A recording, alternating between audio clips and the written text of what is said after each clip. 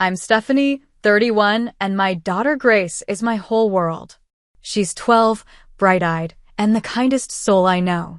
My relationship with my parents Harold and Martha and my brother Jason? That's complicated. When I left Grace with them for a weekend conference, my stomach knotted with worry. I never imagined that 3 days later, I'd be in a hospital room, watching my daughter recover from emergency surgery on a broken leg that my family had forced her to walk on for 3 hours. We didn't have time for the ER, they said. Before I continue with this story, where are you watching from? Drop a comment below, hit that like button, and subscribe to hear how I handled this unforgivable betrayal. Life as a single mom isn't easy, but Grace and I have found our rhythm. After my divorce from Mark 5 years ago, I've devoted myself to giving Grace stability and love. Mark's job took him across the country, and while he sends child support regularly, his visits are sporadic. Grace understands she's always been mature for her age, but I've worked double time to fill that gap, to be both mom and dad. My relationship with my own parents has always been strained. Harold and Martha Wilson live in a beautiful lakeside property about 2 hours from our apartment in the city. It's picturesque, wooden cabin, private dock, forest trails, the kind of place Grace loves to visit. But beneath that Norman Rockwell exterior lies a colder reality. Growing up, I was never quite enough for them. Harold, a retired surgeon, expected perfection. Martha, a former school principal, scrutinized every decision. Their criticism was relentless. My grades, despite being A's, my appearance, too casual. My career choice, teaching instead of medicine. Even now, at 31, with a master's degree and a stable job as a high school English teacher, I still feel 16 and inadequate around them. Then there's my brother, Jason. 3 years younger, yet somehow always above reproach. The golden child. The boy wonder who followed our father's footsteps into medicine. Jason could do no wrong, while I seemingly could do no right. When he became an orthopedic surgeon, just like Dad, you'd have thought he'd cured cancer from my parents' reaction. Despite all this, I maintained contact because I believed Grace deserved to know her grandparents and uncle. They adored her, in their way. Grace loved fishing with Grandpa Harold, baking with Grandma Martha, and listening to Uncle Jason's hospital stories. I tried to shield her from their subtle criticisms, the same ones that had chipped away at my self-worth for decades. For the most part, I succeeded. So, when my principal selected me to represent our school at an educational conference in Chicago, a potential stepping stone to the department head position I'd been working toward, I reluctantly arranged for Grace to stay with my parents for the weekend. "It's only 3 days, Mom," Grace said, packing her favorite books. At 12, she was in that beautiful transition phase, still my little girl but blossoming into her own person. Her dark hair was pulled into a practical ponytail, and her blue eyes sparkled with excitement. "I'll be fine. Plus, Grandpa said we might go hiking to the waterfall." I checked her suitcase, adding an extra sweater. April in Minnesota can be unpredictable. "I know you'll be fine, sweetie. Just remember to take your allergy medication every morning, and don't let Grandpa give you too much sugar before bed." "I know, Mom." She rolled her eyes playfully. "We've done this before." We had, but never for more than a day.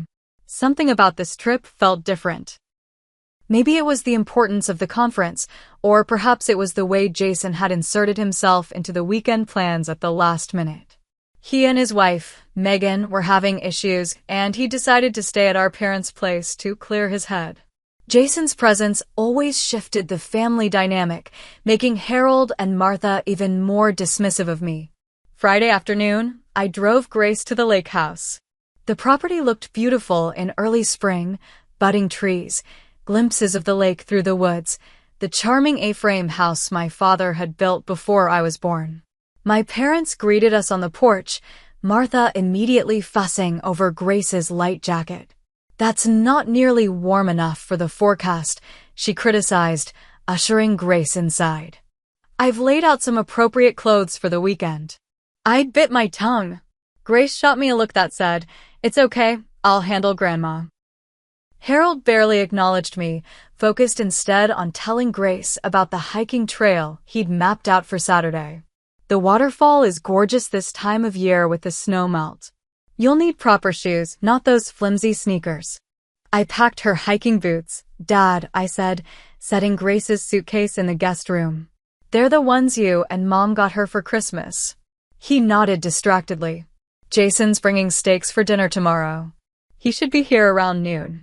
Of course, Jason's arrival was the highlight of the weekend. Before leaving, I pulled my mother aside in the kitchen.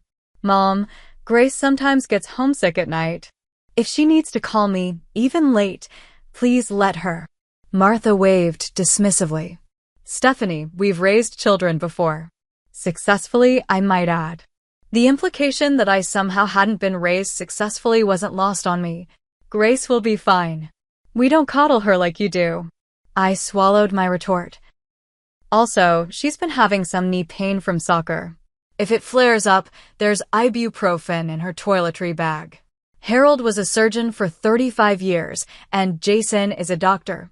I think we can handle a little knee pain. Her tone was clipped, final. When Jason arrived as I was preparing to leave, he barely spared me a greeting before sweeping Grace into a bear hug. There's my favorite niece. Ready for an adventure weekend with the cool uncle? Grace laughed, and I forced a smile. Jason had always been good with Grace, if somewhat overbearing. His gift-giving was excessive, his stories exaggerated, his entire persona with her performative. But Grace adored him. Drive safe, Steph, was all he said to me as I hugged Grace goodbye. Be good, sweetie. Call me tonight before bed, okay? I whispered to Grace. I love you more than anything. Love you too, Mom. Don't worry so much. Your conference is going to be amazing. As I drove away, I watched Grace in my rearview mirror, waving enthusiastically from between my stern-faced parents and my smirking brother. That image would haunt me later, my bright, trusting daughter surrounded by the three people who would betray her so profoundly. The Chicago conference started well. My presentation on innovative literacy techniques for diverse learners was scheduled for Saturday afternoon, and Friday's keynote speeches provided valuable networking opportunities. Still, I found myself checking my phone frequently, smiling at Grace's occasional texts about the banana pancakes Grandma made or the woodpecker she spotted near the dock. Friday evening, I called as promised, but no one answered. I tried 3 times over 2 hours, growing increasingly concerned. Finally, around 9:30 p.m., my father called back. Grace is already asleep, he said curtly. We had a busy day getting the boat ready for summer, and she was exhausted. Could you wake her? I promised I'd say goodnight. Stephanie, don't be ridiculous. The child needs rest, not to be disturbed because you're feeling insecure about being away. I swallowed my frustration. Can you just have her call me first thing tomorrow? We're hiking early. She'll call you when we get back. Before I could protest, he hung up. Typical Harold behavior, deciding what was best for everyone without consultation. I tried texting Grace directly, but the message remained undelivered. I reasoned that the lake house's spotty cell service was to blame and tried to focus on reviewing my presentation notes. What I didn't know then, what Grace would later recount to me through tears in a hospital bed, was what Saturday would bring. According to Grace, the morning began pleasantly enough. Jason arrived before breakfast, bringing donuts and an excessive enthusiasm for the day's hike. My father had mapped an ambitious trail that looped from the property to the waterfall and back, about 7 miles total. Grace was excited but nervous about the distance. Maybe we should do the shorter trail, she'd suggested timidly over breakfast. Mom and I usually do the 3-mile one. Your mother coddles you, my father had responded. You're old enough for a real hike. Besides, Jason wants to see the upper falls. And so it was decided. What Grace wanted or felt comfortable with was irrelevant. What Jason wanted was the priority, a family dynamic I knew all too well. They set out around 9 a.m. Grace wore the proper hiking boots I'd packed, along with jeans and layers as the spring day promised to warm up. Her backpack contained water, trail mix, and her phone, which my mother promptly confiscated. "No electronics in nature," Martha declared. "This is family time." The first half of the hike went smoothly. They reached the waterfall by noon, where they ate the sandwiches Martha had packed. Grace described how beautiful the falls were, swollen with spring runoff, cascading dramatically over moss-covered rocks. It was on their return journey, about a mile from the waterfall, that everything went wrong. The path narrowed as it followed a stream, becoming rocky and slick with spray from the rushing water. Grace was careful, but my father and Jason set a brisk pace ahead, with Martha following close behind them. No one was watching when Grace's foot slipped on a moss-covered rock. Her leg twisted awkwardly as she fell, and she heard a sickening crack. The pain was immediate and overwhelming. Grace screamed, a sound that echoed through the forest. My family rushed back to find her crumpled on the trail, clutching her right leg, tears streaming down her face. "It's broken," she gasped. Something snapped. I heard it. Jason knelt beside her, his medical training finally useful. He examined her leg, which was already beginning to swell. "Looks like a tibia fracture," he concluded. "We need to get her to an ER." Grace felt a momentary relief. Uncle Jason was a doctor. He would help her. They would call her Mommy, and everything would be okay. But then my father checked his watch. "We have dinner with the Hendersons at 7, he reminded Martha. We'd never make it to the hospital and back in time. "Can't we cancel?" Grace asked through her tears. "It really hurts." Martha's lips thinned. "The Hendersons are your grandfather's oldest friends. We've had this dinner planned for months." Grace looked to Jason, hoping her uncle the doctor would insist on proper medical care. Instead, he shrugged. "It's probably just a hairline fracture. Not a big deal. We can ice it at the house and reassess." "But how will I get back?" Grace asked, the pain making her dizzy. "I can't walk on this." The solution my family devised still makes my blood boil when I think about it. My father fashioned a makeshift walking stick from a branch. Jason declared that walking it off might actually be good. Weight-bearing fractures heal better, he claimed, a dangerously oversimplified medical assertion. And Martha simply stated that they didn't have time for dramatics. No one carried her. No one went for help. Instead, they forced my 12-year-old daughter to walk 3 hours back to the house on a broken leg. Grace described the journey as a blur of pain. Every step was agony. She cried until she had no tears left, then continued in silent suffering. She begged for her phone to call me. They refused. She asked to rest. They allowed only brief stops, hurrying her along with reminders of the precious dinner engagement. By the time they reached the house, Grace's leg was grotesquely swollen, her skin mottled with bruising from knee to ankle.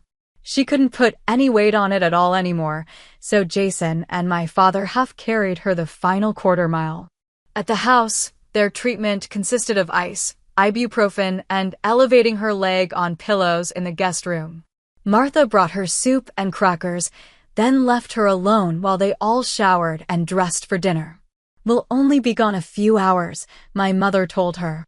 "There's water by your bed and the TV remote. Try to rest." Grace, in excruciating pain and abandonment, watched through the window as all 3 of them drove away to dinner, leaving her completely alone with a broken leg in a house 2 miles from the nearest neighbor. She tried using the landline to call me, only to discover it was dead. A tree had fallen on the line earlier that week, a detail my family had conveniently forgotten to mention. With no cell phone and no way to call for help, Grace lay in bed, alternating between tearful agony and stretches of exhausted unconsciousness. Meanwhile, I was texting and calling repeatedly from Chicago, growing increasingly frantic as Saturday evening stretched into night with no word from my family or daughter. By Sunday morning, I was beside myself with worry. No calls, no texts, nothing since Friday afternoon. I'd left dozens of messages for my parents, Jason, even trying their neighbors. The final session of my conference wasn't until 2 p.m., but by 9 a.m., I'd made my decision. I informed the organizers of a family emergency, packed my bags, and hit the road for the 3-hour drive back to Minnesota. The entire drive, my mind cycled through scenarios ranging from mundane, dead batteries, poor reception, to catastrophic. By the time I turned onto the gravel road leading to my parents' property, my hands were shaking on the steering wheel. The first thing I noticed was that all 3 cars were there: my father's SUV, my mother's sedan, and Jason's ostentatious sports car. At least they were home. I pulled up to the house around noon, the gravel crunching beneath my tires. No one came out to greet me. I walked in without knocking. It was still my childhood home, after all. The scene in the living room was surreally normal. My parents and Jason were playing Scrabble at the coffee table, coffee mugs and sundae pastries arranged neatly nearby. All 3 looked up in surprise. "Stephanie? We weren't expecting you until tonight," my mother said, her tone suggesting I'd committed some social faux pas by arriving early. "I've been trying to reach you for nearly 2 days," I said, struggling to keep my voice level. "Where's Grace?" "Still sleeping," Jason replied casually. "She's fine. Just taking it easy after a little tumble on the trail yesterday." The dismissive way he said it, a little tumble, sent alarm bells ringing. What tumble? What happened? My father sighed, setting down his Scrabble tiles. "She slipped on some rocks and hurt her leg. Nothing serious. We've been keeping an eye on it." "If it's nothing serious, why didn't anyone call me? Why hasn't she called me?" "The landline's down," my mother offered. "And you know cell service is spotty up here." "Where's her phone?" I demanded. "I have it," my mother admitted. She was getting too dependent on it. We wanted her to enjoy the weekend without technology. I didn't wait to hear more. I strode toward the guest bedroom, my parents and Jason trailing behind, still offering excuses and assurances that I was overreacting. The sight of Grace stopped me cold in the doorway. My daughter lay on the bed, her face pale and drawn with pain. Her right leg, propped on pillows, was swollen to nearly twice its normal size, with bruising so dark it looked almost black in places. Her eyes, rimmed red from crying, widened when she saw me. "Mom," she whispered, fresh tears spilling. "You came early." I was at her side in an instant. "What happened, sweetheart? What did they do to you?" Through broken sobs, Grace told me about the fall, the crack she'd heard, and the agonizing 3-hour walk back to the house. How they'd left her alone to attend their dinner. How no one believed how bad it was. How much it hurt all night long. As she spoke, I gently examined her leg, my horror mounting. The misalignment was visible even to my untrained eye. This wasn't a sprain or a minor fracture. This was serious. I turned to face my family, who stood clustered in the doorway. "You made her walk on this? For 3 hours? And then you left her alone." "We gave her pain medication," my mother defended weakly. "2 ibuprofen," Grace corrected in a small voice. "Jason said it was just a hairline fracture," my father added, gesturing to my brother as if his medical degree made this neglect acceptable. Jason shrugged. "It looked minor yesterday. Besides, kids are resilient." I couldn't believe what I was hearing. "She needs a hospital." "Now, don't be dramatic, Stephanie," my father said. "If you'd let me look at it." "No," I cut him off, my voice deadly calm. "You've done enough. I'm taking my daughter to the emergency room." I gathered Grace in my arms, ignoring my family's continued protests. She was lighter than I expected, or perhaps adrenaline made her weight insignificant. I carried her to my car, my parents and Jason following with a bizarre mixture of defensive excuses and suddenly helpful suggestions. "Should we come with you?" my mother asked as I carefully settled Grace in the back seat, arranging pillows to elevate her leg. "No," I answered without looking at her. "You've done enough." The 20-minute drive to the nearest hospital was tense with Grace's whimpers each time the car hit a bump. I called ahead so they'd be ready for us. By the time we arrived, Grace's pain had escalated to the point where she could barely speak. The emergency room staff took one look at her leg and rushed us into a treatment room. The doctor, a kind-faced woman named Dr. Rivera, ordered immediate x-rays and pain medication. When she returned with the results, her expression was grave. Grace has a displaced tibial shaft fracture, she explained, showing me the x-rays. See this angle here? The bone has completely broken and shifted. What concerns me most is the delay in treatment. Walking on this injury has caused soft tissue damage and increased the risk of complications. What kind of complications? I asked, my throat tight. Compartment syndrome is our immediate concern. That's increased pressure within the muscle compartment that can damage nerves and blood vessels. There's also risk of infection, improper healing, and long-term mobility issues. What does she need? Surgery, Dr. Rivera said firmly. We need to realign the bone and stabilize it with screws and a plate. Our orthopedic surgeon is being called in. He'll be here within the hour. I nodded, trying to process everything. And if this had been treated immediately after the injury? Dr. Rivera's expression told me everything. A clean break might have needed just a cast. Walking on it changed everything. As Grace was prepared for surgery, I sat beside her bed, holding her hand. The weight of what my family had done, the unnecessary pain they'd caused, the complications they'd created, settled over me like a suffocating blanket. I trusted them with my most precious person, and they had utterly failed us both. When my parents and Jason appeared in the doorway of the treatment room an hour later, I felt nothing but cold, crystalline rage. The pediatric orthopedic surgeon, Dr. Layton, arrived promptly. After examining Grace and reviewing her x-rays, he confirmed what Dr. Rivera had told us.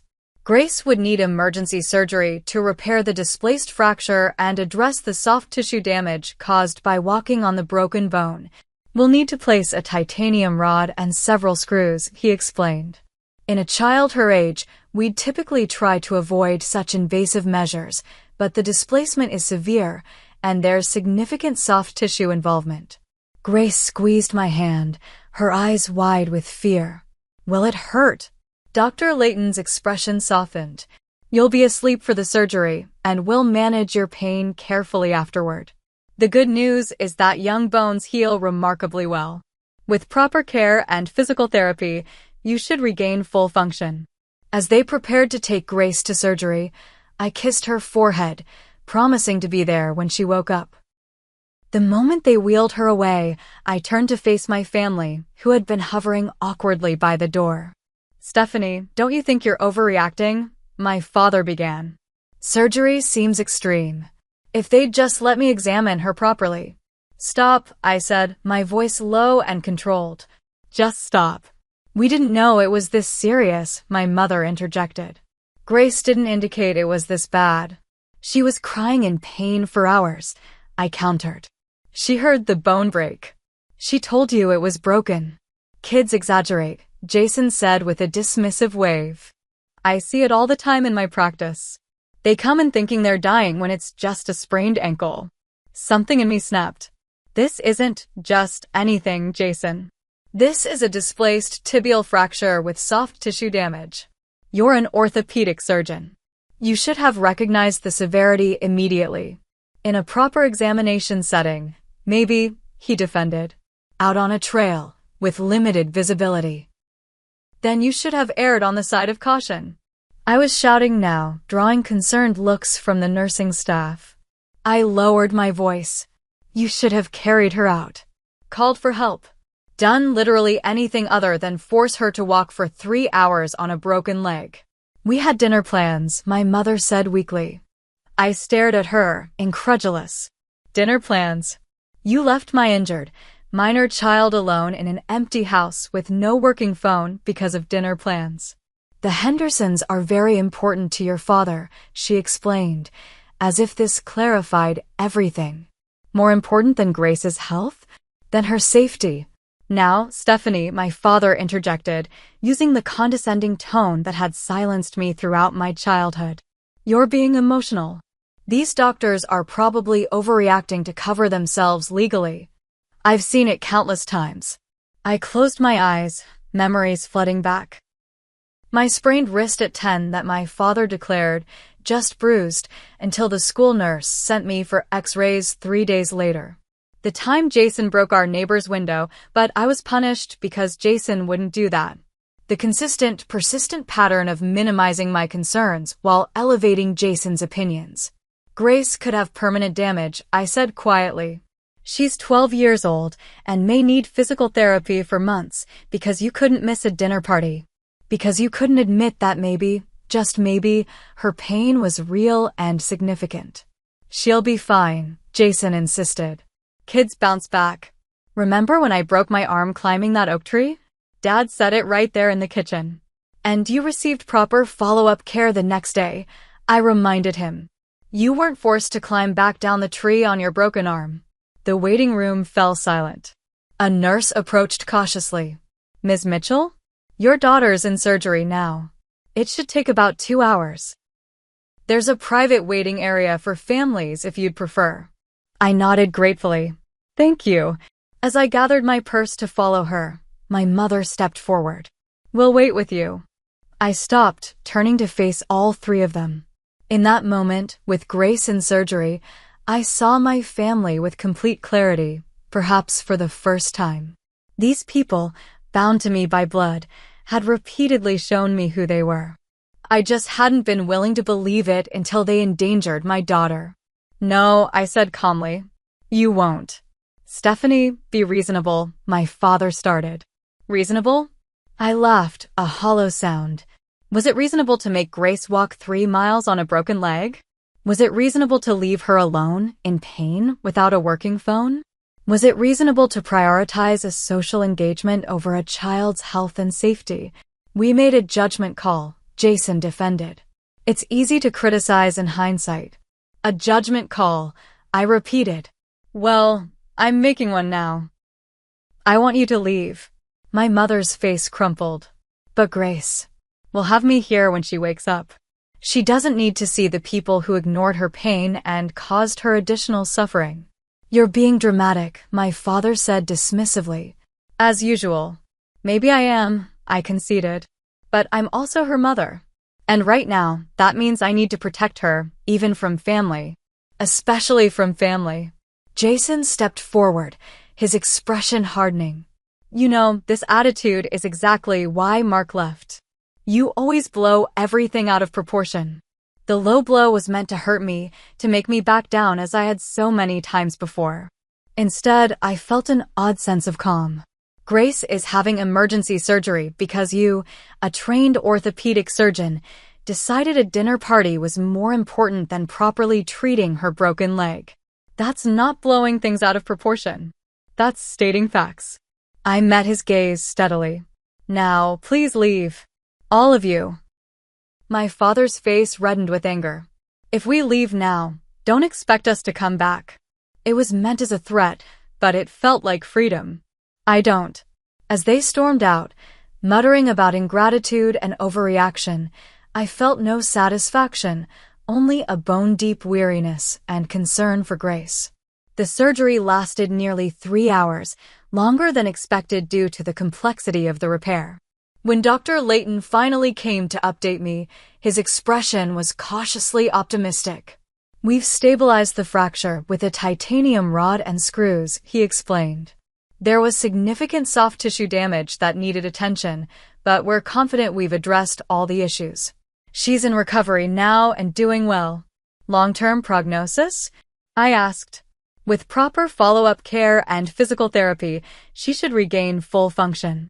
She'll need to be non-weight-bearing for at least 6 weeks, followed by a graduated return to activities. The hardware may need to be removed in a year or so, once healing is complete. I nodded, relief washing over me. Can I see her?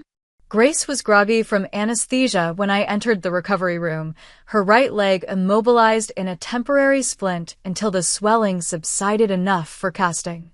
Her face brightened slightly when she saw me. "Mom," she whispered. "You're still here." I took her hand, careful of the foreline. "Of course I am, sweetheart. I'm not going anywhere." She glanced around the room. "Where's Grandma and Grandpa? And Uncle Jason?" I hesitated, uncertain how much to share in her fragile state. "They had to go, honey. But don't worry about that now. You just focus on resting." Grace's eyes filled with tears. "They didn't believe me, Mom. I told them how bad it hurt, but they said I was being dramatic. Uncle Jason said I was fine." I swallowed hard against my own tears. "I believe you, Grace. I always will. And I'm so sorry this happened." As she drifted back to sleep, still holding my hand, I made a silent promise to both of us. This would never happen again. No matter what it took, I would protect her, even if that meant cutting ties with the family who had betrayed us both so profoundly. The days following Grace's surgery were a blur of hospital rooms, medication schedules, and logistical challenges. Grace remained hospitalized for 3 days, her leg now encased in a temporary splint while the swelling subsided. I slept in the uncomfortable recliner beside her bed, leaving only to shower in the hospital's family facilities and make necessary calls to my school and Grace's. My principal was understanding about my extended absence, especially once I explained the circumstances. Grace's teachers arranged to send assignments so she wouldn't fall behind. Our community, the real one, made of friends and colleagues rather than blood relations, rallied around us. My parents and Jason made no attempt to visit during Grace's hospital stay. Instead, they launched a campaign of texts and voicemails that cycled between defensive justification and accusatory deflection. My mother claimed they were giving us space. My father insisted the doctors had overreacted with unnecessary surgery. Jason suggested that Grace's recovery would have been simpler if you hadn't rushed her to the ER and let me handle it. I read these messages with a strange detachment, as if they were artifacts from a past life. Each one only confirmed that I'd made the right decision in asking them to leave. The only family member who reached out with genuine concern was my Aunt Eleanor, my father's sister. She and my father had been estranged for years, a situation I now understood with crystal clarity. When she called after somehow hearing about Grace's injury, her first words were, "What can I do to help?" Eleanor lived 3 hours away, but offered to drive up the following weekend. "I'm not surprised Harold and Martha handled this poorly," she said bluntly. "They did the same thing when you broke your collarbone at soccer camp.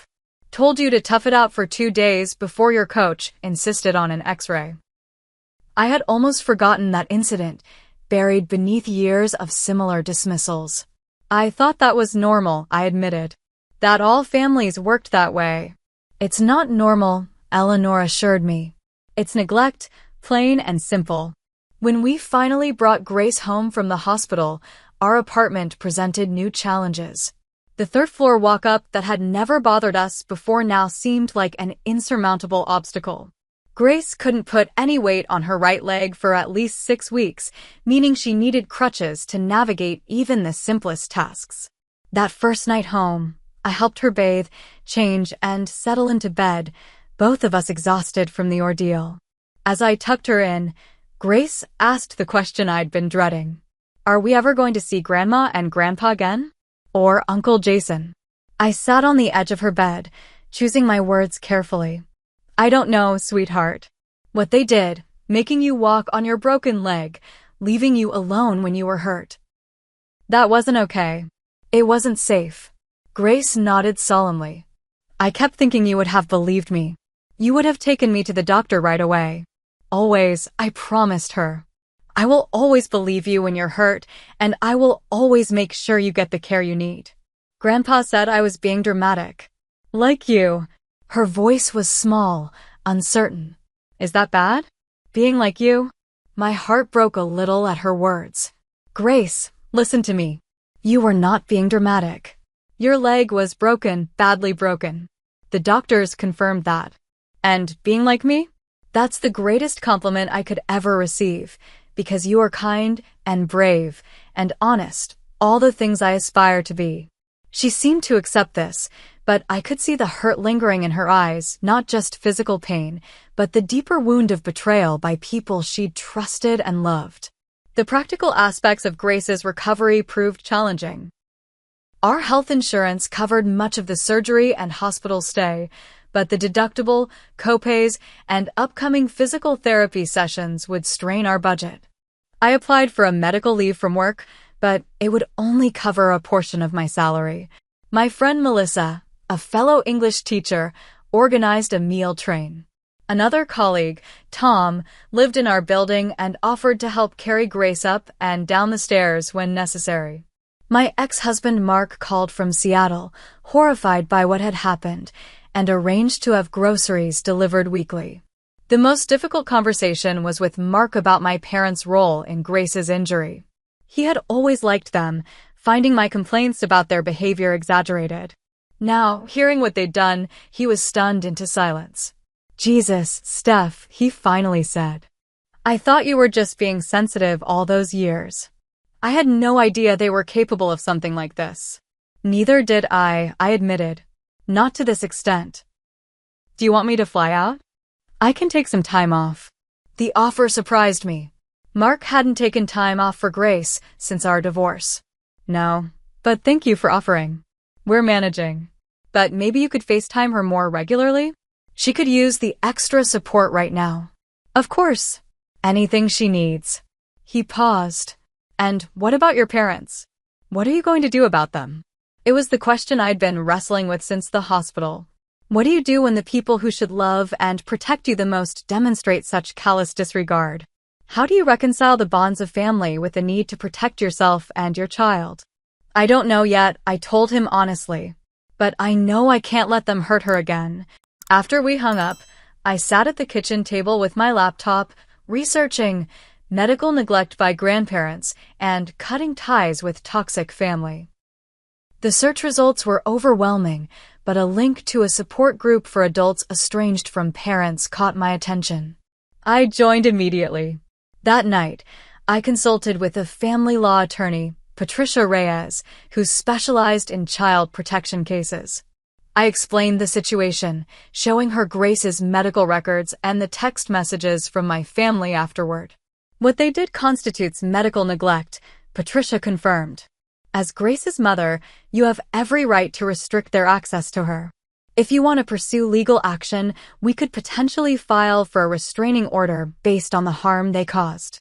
"I don't think it will come to that," I said. "They're more likely to disown me than try to force contact. But I want to understand my options." She nodded. "Document everything. Save those texts. Keep records of Grace's medical treatment and recovery. If they do attempt to force contact or undermine your parental authority, you'll be prepared." As Grace began her long recovery process, the magnitude of what had happened continued to unfold. Simple tasks like showering or getting to school became logistical operations.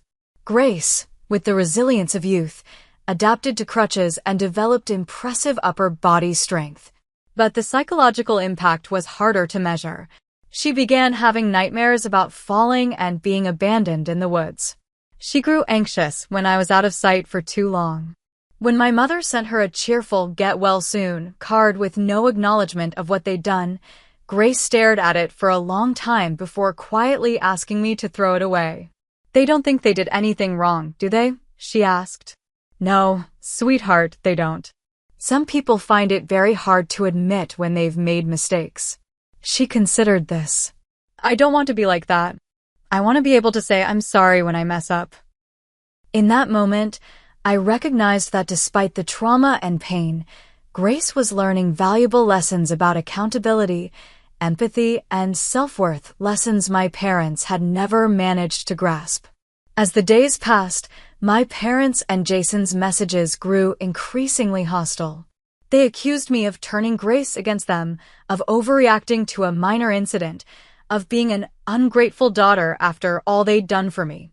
Not once did any of them acknowledge the severity of Grace's injury or express genuine remorse for their role in it.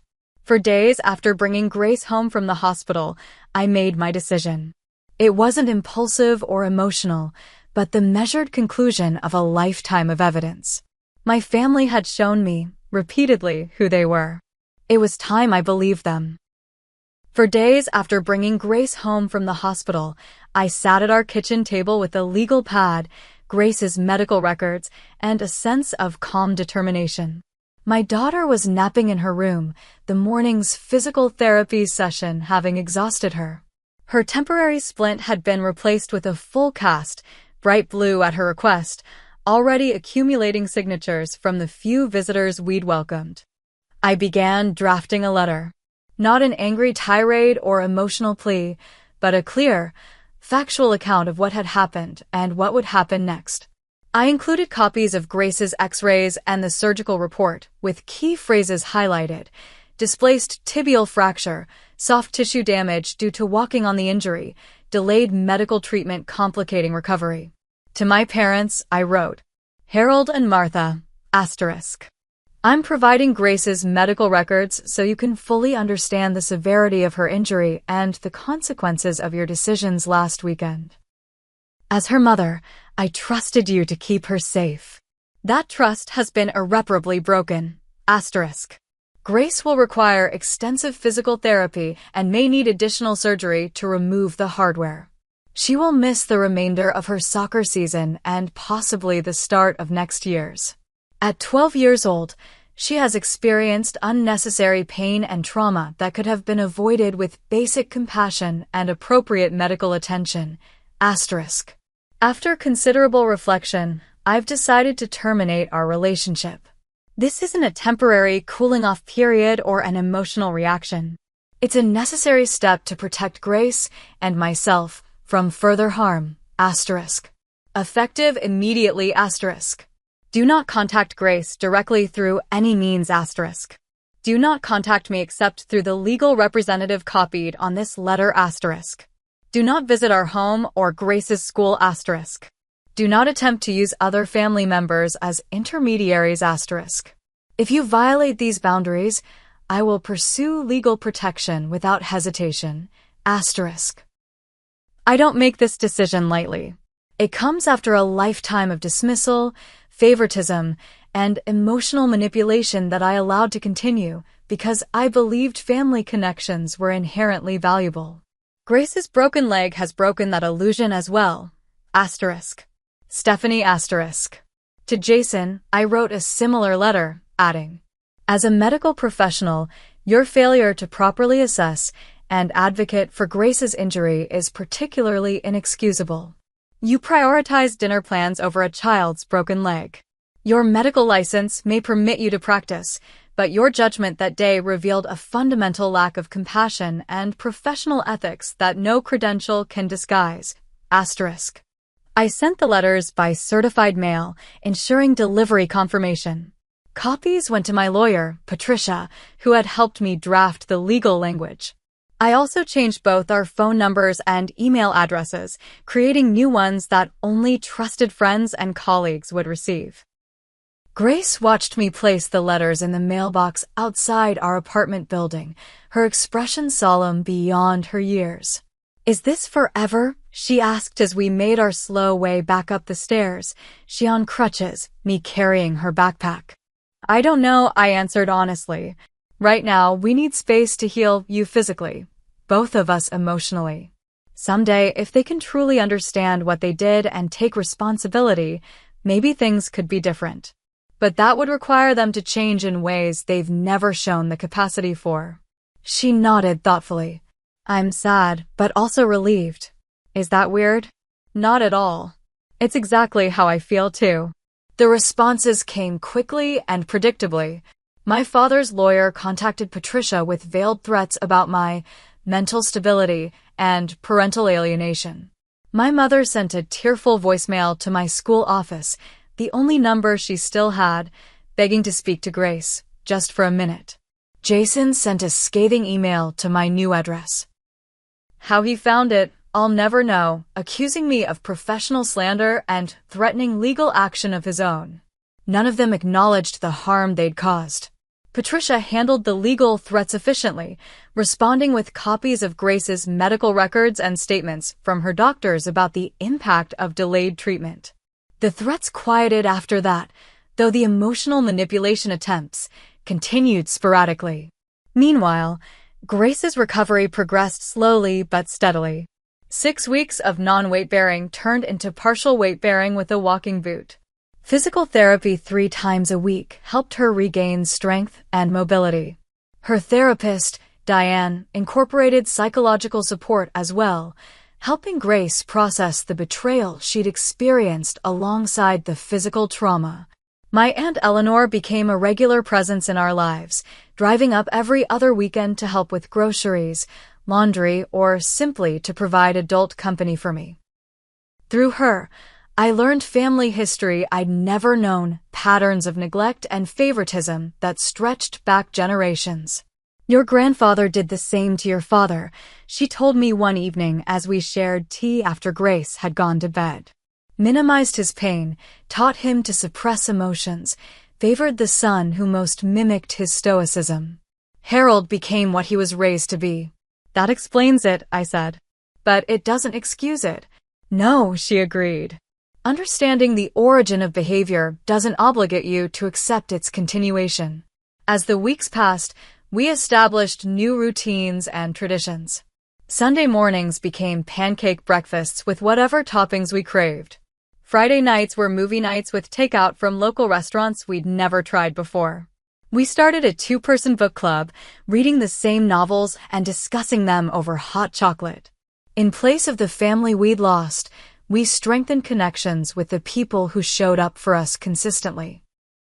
My colleagues who covered classes when Grace had appointments, neighbors who helped with stairs and errands, even Mark, who surprised us both by flying in for a long weekend to see Grace and help with household projects I'd been postponing.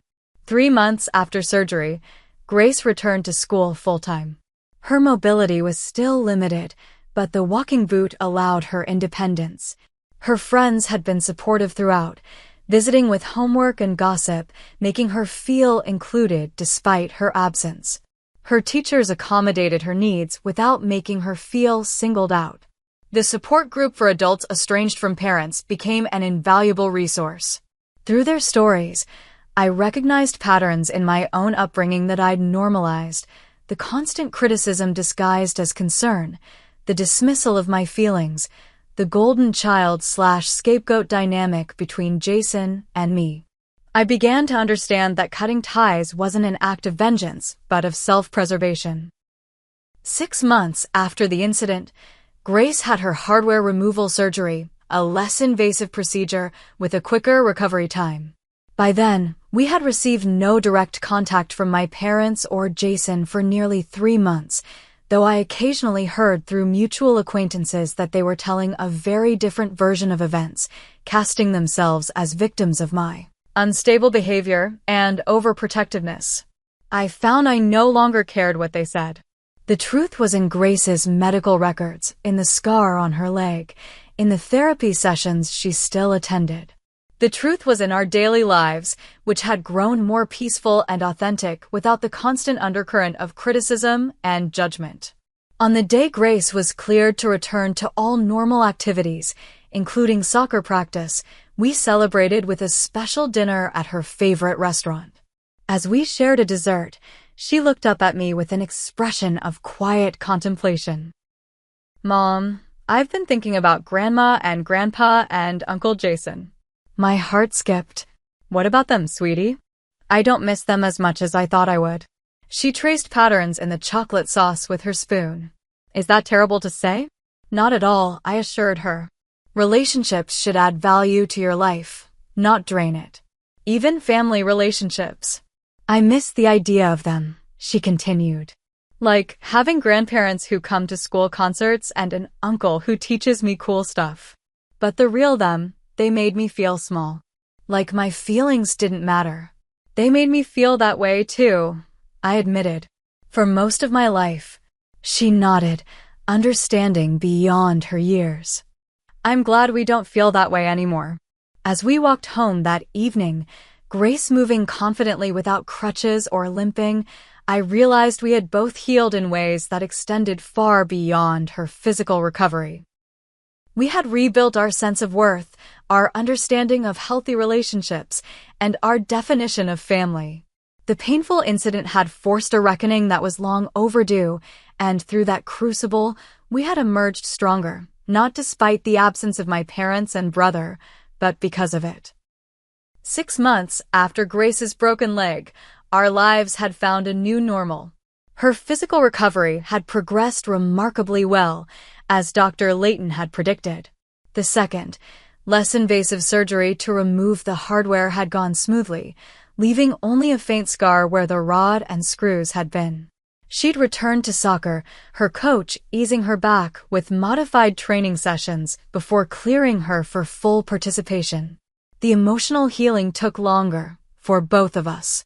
Grace still occasionally had nightmares about being left alone while injured.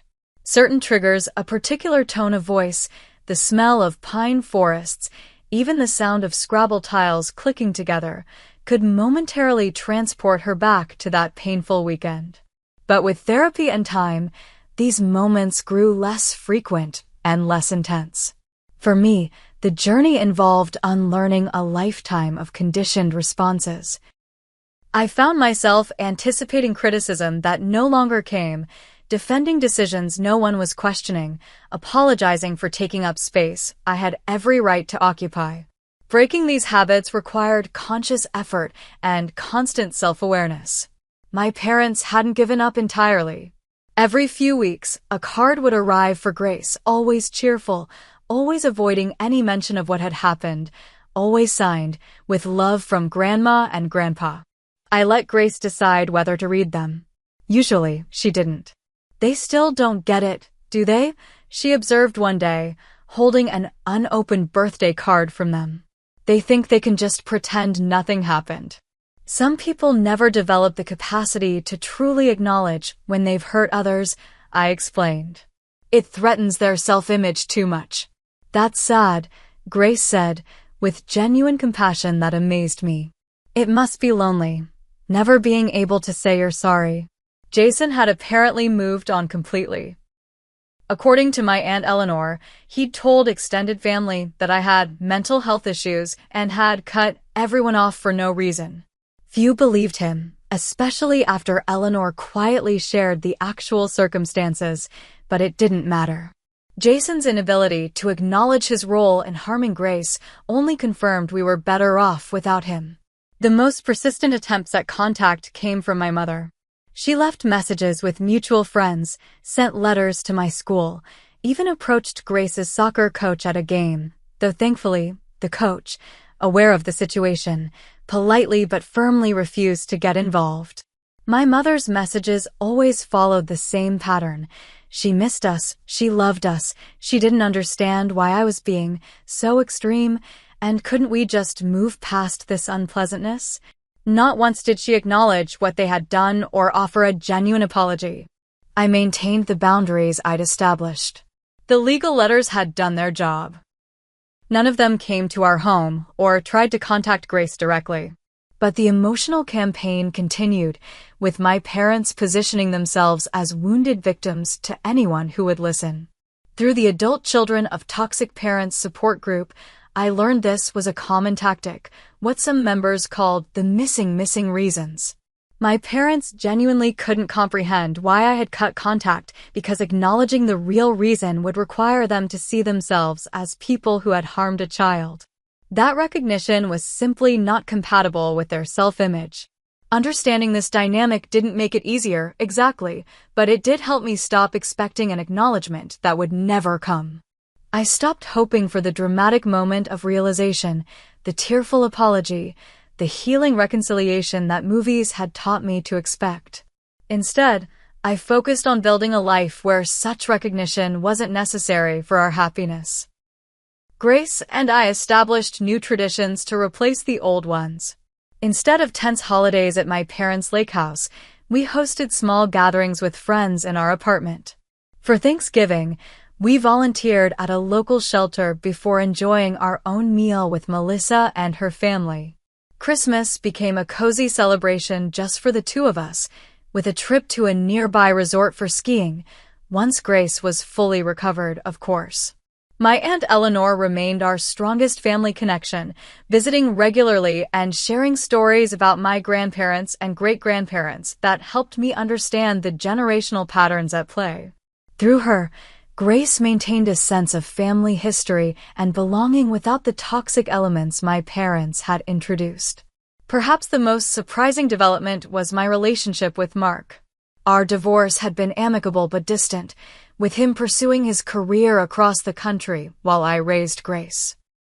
After the incident with my parents, however, he became more present in our lives, calling Grace regularly, visiting when he could, even helping financially with her medical expenses beyond his required child support. "I should have been there more," he admitted during one visit. "Seeing how your parents failed Grace made me realize I've been failing her too, just in a different way." His honesty and willingness to change stood in stark contrast to my parents' rigid denial. It wasn't a romantic reconciliation. We were both better as co-parents than spouses, but it was a healing of a different kind of family wound. As for Grace, she amazed me daily with her resilience and wisdom. She approached her recovery with determination, rarely complaining despite the pain and limitations. She processed her feelings about my parents with a maturity beyond her years, expressing sadness without allowing it to define her. "You know what's weird, Mom?" she said one evening as we walked our neighbor's dog, an activity that had become part of her strength-building routine. "I think I learned more from them not being in our lives than I ever did when they were." "What do you mean?" I asked. "I learned what kind of person I don't want to be," she explained. "Someone who can't admit mistakes. Someone who cares more about appearances than people's feelings.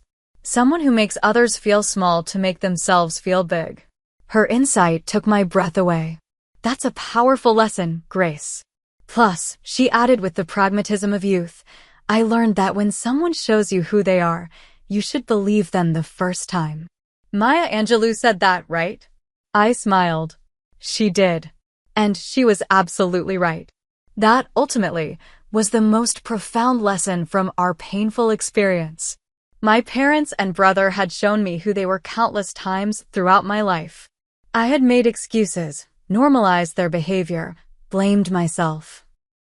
Anything to maintain the illusion that they would someday become the loving, supportive family I yearned for.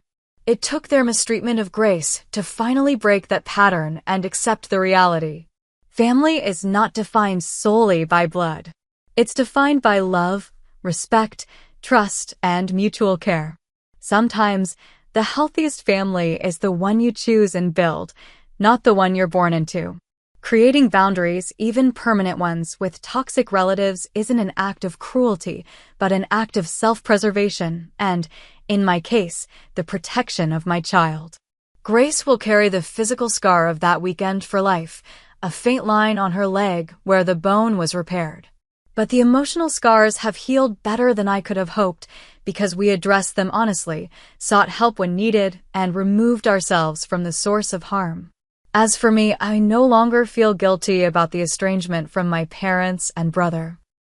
I no longer lie awake wondering if I'm the unreasonable one, the overly sensitive one, the dramatic one.